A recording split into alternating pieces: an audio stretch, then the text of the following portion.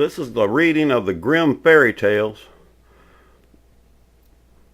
The Mouse, the Bird, and the Sausage. The mouse has already took a bite out of this book. It's from 1901, and you can see where the mouse has had a little bit of this book. It's going.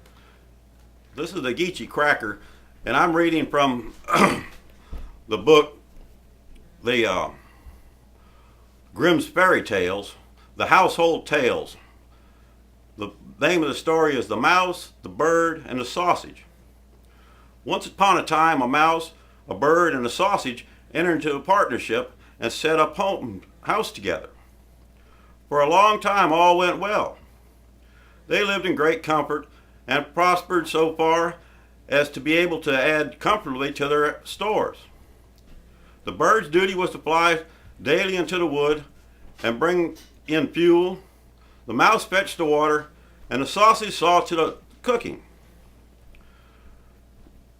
When people are too well off, they also begin to long for something new. And so it came to pass that the bird, while out one day, met a fellow bird, to whom he boastfully expatiated on the excellence of his household arrangements. But the other bird sneered at him for being a poor simpleton who did all the hard work, while the other two stayed at home and had a good time of it. For when the mouse made the fire and fetched the water, she could retire into her little room and rest until it was time to set the table. The sausage had only to watch the pot to see that the food was properly cooked, and when the dinner time, he just threw himself into the broth or rolled in an amount of vegetables 3 or 4 times, and they were buttered and salted and ready to be served. Then when the bird came home and had laid aside her burden, they sat down to the table. When they had finished their meal, they could sleep their fill till the following morning. And so it was really a delightful life. Influenced by the remarks, the bird next morning refused to bring in the wood, telling the others that he had been their servant long enough and had been fooled into the bargain, and that it was now time to make a change and to try some other way of arranging the work. Beg and pray as a mouse and a sausage might, it was of no use. The bird remained the master of the situation, and it fell to the sausage to bring in the wood, to the mouse to cook, and to the bird to fetch the water. And now what happened? The sausage started into the wood. The bird made the fire, and the mouse put on the pot. And then these two waited till the sausage returned with the fuel for the following day. But the sausage remained so long away that they became uneasy, and the bird flew out to meet him. He had not flown far, however, when he came across a dog who, having met the sausage, had regarded him as legitimate booty and so seized and swallowed him.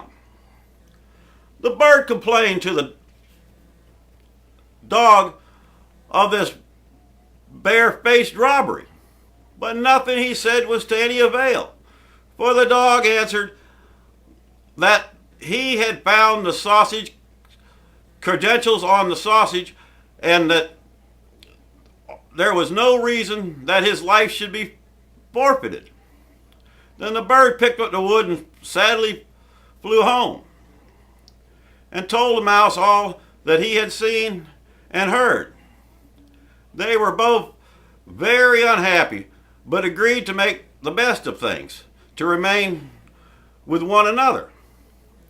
So now the bird set the table, and the mouse looked after the food, and wishing to prepare in the same way as the sausage by rolling in and out among the vegetables to salt and butter them. She jumped into the pot, but having stopped long short before she reached the bottom, having already parted with not only her skin and hair, but also with life. Presently the bird came in and wanted to serve up the dinner, but he could nowhere see the cook. In his alarm and fury, he threw the wood here and there about the floor, called and searched, but no cook was to be found. Then some of the wood that had been carelessly thrown down caught fire and began to blaze. The bird hastened to fetch some water, but his pail fell into the well, and he after it. And as he was unable to recover himself, he was drowned. And that's the Grimm fairy tale for tonight. This is from the Grimm's Household Tales. This book is very fragile and very old and very, very hard to come by. You can find it online though. It's a very good book.